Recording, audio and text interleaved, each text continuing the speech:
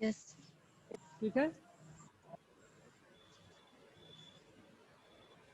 मैं थोड़ी देर में आपको स्क्रीन शेयर करूंगा, आपको स्क्रीन में ध्यान देना है और फिर से सर्किट को जो अपन लोगों ने छोड़ा था वहीं से फिर से स्टार्ट करेंगे।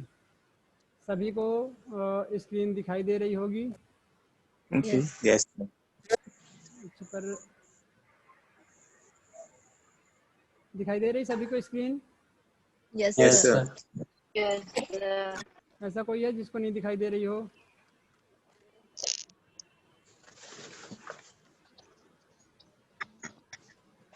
अब दिखाई दे रही है? Yes sir. Yes. Sir. Yes sir.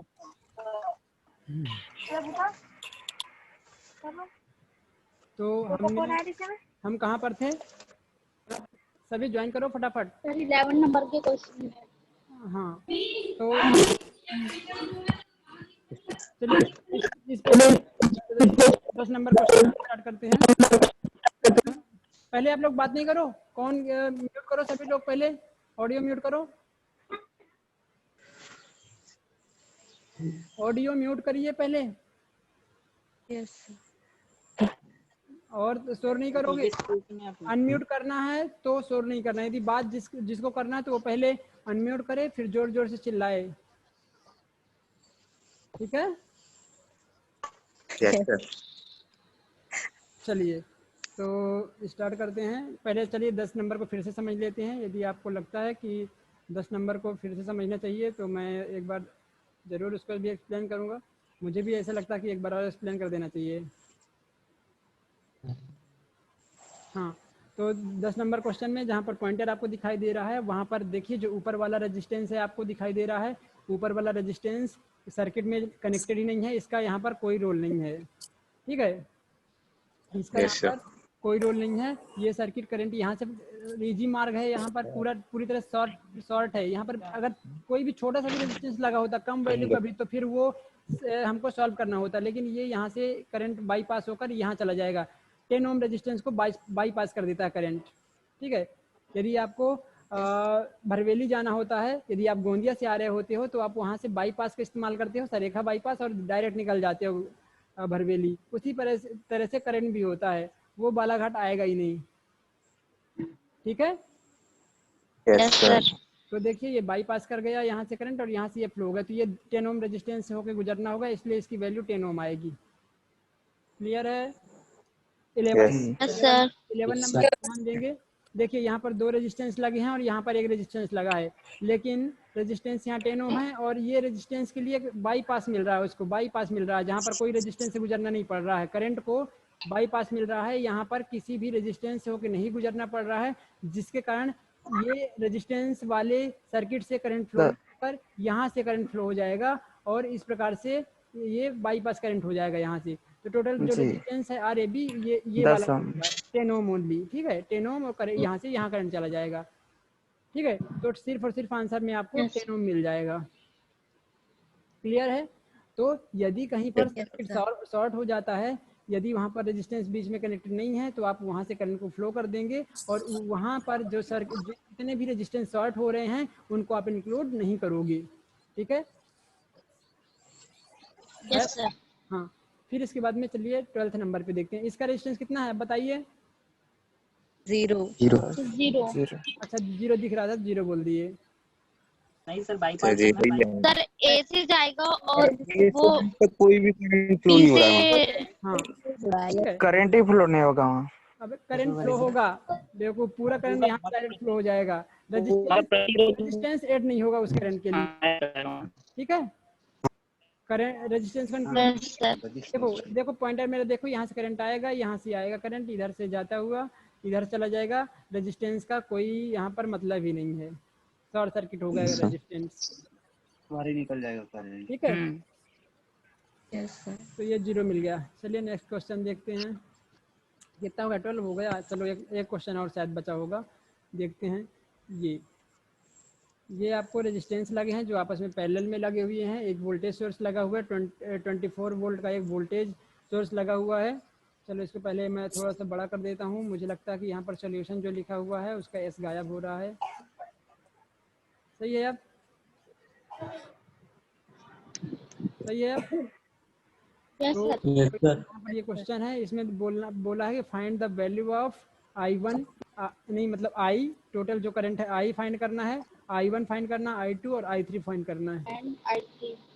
ठीक है, I1 मतलब I फाइंड करना, फिर I1 I2 और I3 को भी फाइंड करना है। ठीक है, तो आप लोग देखिए I Yes, equals sir. To सभी को पता है according to Ohm's law I equals to V upon R होता है। ठीक है, अब हमको I निकालने के लिए R की जरूरत है, लेकिन यहाँ पर R की वैल्यू नहीं दी है, R1 R2 और R3 की दी है, पर R की वैल्यू नहीं दी है।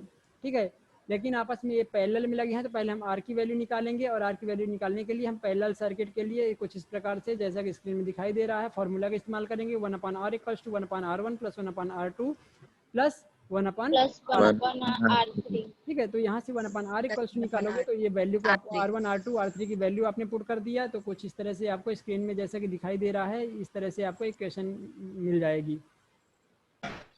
ठीक है, जब इसका आप एलसीएम लोगे तो हमेशा एलसीएम जो बड़ी वैल्यू होती है, ये देखो ये इससे डिवाइड हो जाएगा, ये भी इससे डिवाइड हो जाएगा, मतलब 12 आपका एलसीएम आ गया।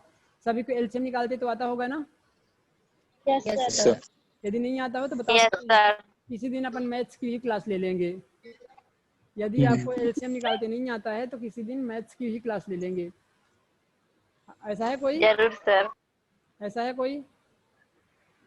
No sir.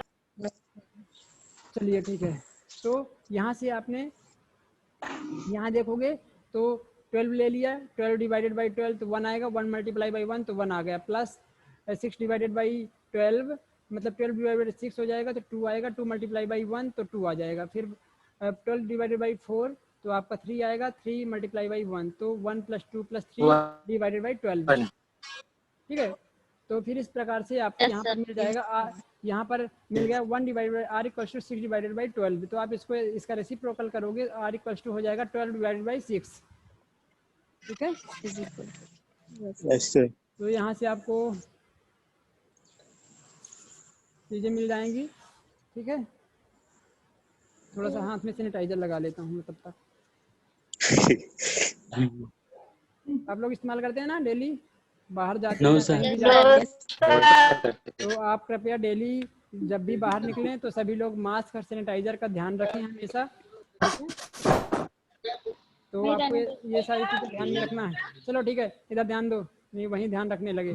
R equals to 12 divided by 6 हो जाएगा, तो इक्वल्स टू 2 ओम आ जाएगा। जब आप इसको कट करोगे तो ये 2 से कट जाएगा। ठीक है, Yes, sir. Yes sir.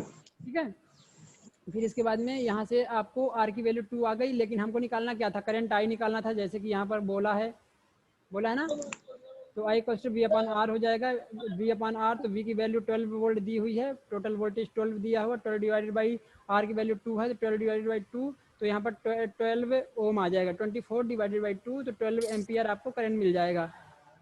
ठीक है, तो टोटल आपको जो करंट है आपको I इक्वल्स टू 12 एम्पियर मिल जाएगा। ठीक है, करंट की जो यूनिट होती है एम्पियर होती है, सभी को पता होगा। यदि सभी डेली क्लासेस अटेंड कर रहे हैं तो ये सारी चीज़ें आपको सभी को पता है कि Yes, sir. रेजिस्टेंस के लिए ओम होगा, वोल्टेज के लिए वोल्ट होगा और करंट के लिए एम्पियर होगा। फिर हम I1 की वैल्यू को फाइंड करेंगे, तो I1 equals to V upon R1। ठीक है, यही फॉर्मूला है, I1 के केस में V अपॉन R1 ले लेंगे, तो R1 कहाँ है, ये 12 ओम R1 का जो वैल्यू है 12 ओम है, तो हम यहाँ पर 24 डिवाइडेड बाई 12 तो जब आपका 2 एम्पियर मिल जाएगा। ठीक है, यस सर। जब हम I2 निकालेंगे तो V डिवाइडेड बाई R2। अब हमको I2 भी निकालना था, यहाँ पर क्वेश्चन में बोला I2 निकालना है, तो मतलब यहाँ पर जो इस सर्किट में कितना करंट फ्लो होगा वो वैल्यू को निकालना है, तो इसके लिए वैल्यू निकालने के लिए I2 equals to V upon R2, तो V की वैल्यू 24 है, 24 डिवाइडेड बाई R2 की वैल्यू कितनी है 6 है, तो हमने यहाँ पर डिवाइड बाई 6 रख दिया, तो 6 जब इसको कट करेंगे तो कितना आ जाएगा 4, तो 4 एम्पियर आपको यहाँ पर मिल जाएगा। फिर इसके बाद में I3 की वैल्यू निकालेंगे, जैसे कि यहाँ पर दिया हुआ है, हमको बोला कि आप I3 भी फाइंड कीजिए। तो हम जब, हाँ भाई प्रवीण कुछ बोलना चाह रहे हो, प्रवीण कुमार ठाकरे, प्रवीण आप नो सर, नो सर। फिर हैंड क्यों रेज कर रहे हो? सर वो गलती से हो गया, तो उसको चलिए ठीक है, क्लास कर दिया था। चलिए यहाँ पर देखोगे तो I3 equals to V upon R3 यदि आपको निकालना है। ठीक है, तो हैंड डाउन कर दीजिए, उसमें एक ऑप्शन और आ रहा होगा, उसमें क्लिक करो, प्रवीण, कर दिया सर। ओके। तो I3 equals to upon R3 मिल जाएगा, तो V की वैल्यू 24 है और R3 की वैल्यू 4 ओम है, तो हम 24 डिवाइड बाई 4 करेंगे, इसको कट करेंगे तो 6 एम्पियर करंट आ जाएगा। ठीक है, तो इस प्रकार से I1, I2 और I3 की वैल्यू आपको यहाँ से मिल जाएगी। पानी आने लगा। ठीक है, अरे तो Yes, मुझे sir. मत बताओ पानी आ रहा हो तो उसका काम है, पानी नहीं आएगा तो फिर कैसे करोगे। चलो मैं एक बार फिर से आपको पूरे 1 बाई 1 स्लाइड दिखा देता हूँ, आप एक बार स्क्रीनशॉट ले लीजिए। ठीक है, शुरू से मैं क्वेश्चन Yes, sir. दिखा देता हूँ, यदि किसी Yes, को sir. प्रॉब्लम होगी, शुरू से मैं स्लाइड दिखा रहा हूँ, किसी को प्रॉब्लम होगी आप हैंड रेज करोगे और फिर मैं उसको एक्सप्लेन कर दूंगा। ठीक है, तो मैं सभी स्लाइड आपको शेयर कर रहा हूँ। यहाँ पर जैसे कि आपको पहली स्लाइड दिखाई दे रही होगी, तो यहाँ पर देखेंगे यदि आपको किसी को भी कोई प्रॉब्लम है यहाँ पर तो आप क्वेश्चन कर सकते हैं।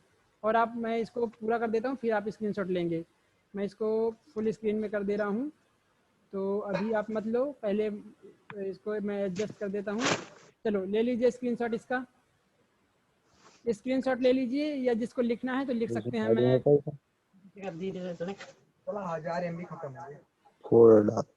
ठीक है, आज कुछ अच्छी Sir, हो जगह गया.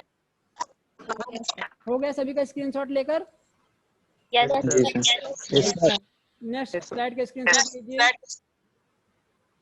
Yes, sir.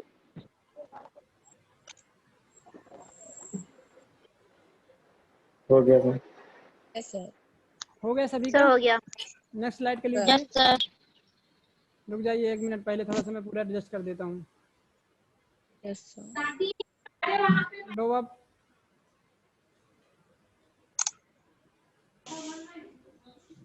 हो गया सर।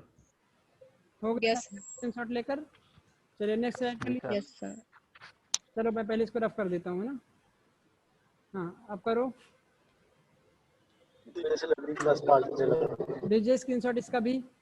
यदि किसी को भी अभी बता सकते हो किसी भी स्लाइड में, जो भी अभी मैं आपको जितना समझाया हूँ उसमें से, और इसके अलावा भी हो तो बता सकते हो। ठीक है, ले लिए स्क्रीनशॉट इसका। Yes, sir. Yes, sir. Yes sir. इसका भी लीजिए। इसको आपको कॉपी में नोट्स बनाना है। रुको अभी इसका मतलब है ना, पूरा इसको कर देता Yes, हूँ। हाँ अब लीजिए, सभी आप नोट्स बना के रखें, है ना। मैं किसी दिन सबमिट भी करवाऊंगा आपके बस नोट्स, दिख रहा आपके है। Class notes. नहीं दिख रहा है? Sir, clear नहीं. मुझे क्लियर दिख रहा है, बाकी लोगों को भी क्लियर दिख रहा है। बेटा आपका नेटवर्क प्रॉब्लम है। No, sir, clear है. दिख रहा क्लियर? यस सर, हो गया। चलिए ये भी हो गया स्क्रीनशॉट। चलिए रुको, इसको मैं रफ कर देता हूँ पहले।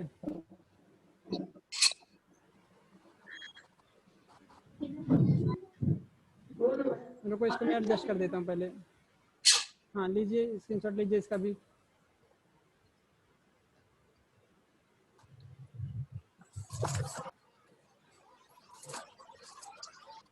हो गया सर। हो गया। हाँ।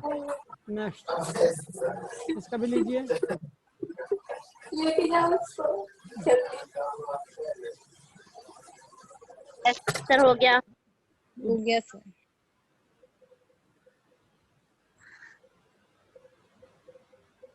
इसका भी लीजिए।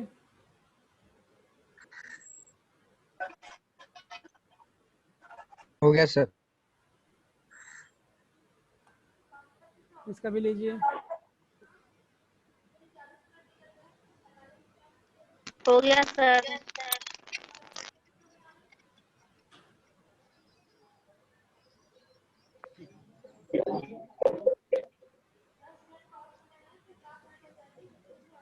इसका लो। हो गया sir.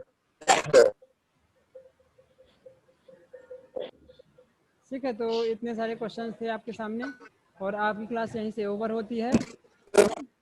तो अब हम यहीं पर क्लास को लीव करते हैं, मीटिंग लीव करते हैं। तो जी सर। Thank you sir.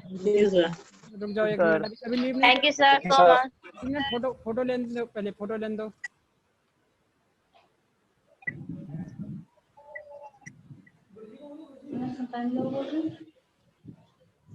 सभी लोग हैं ना कनेक्टेड?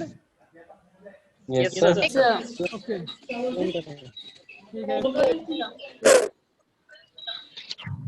सर एक डाउट पूछ सकते हैं हाँ क्या? हाँ जी पूछो। सर मतलब हम पूछना चाह रहे थे कि प्रतिरोधों का क्रम बेटा आपकी क्लियर आवाज नहीं आ रही।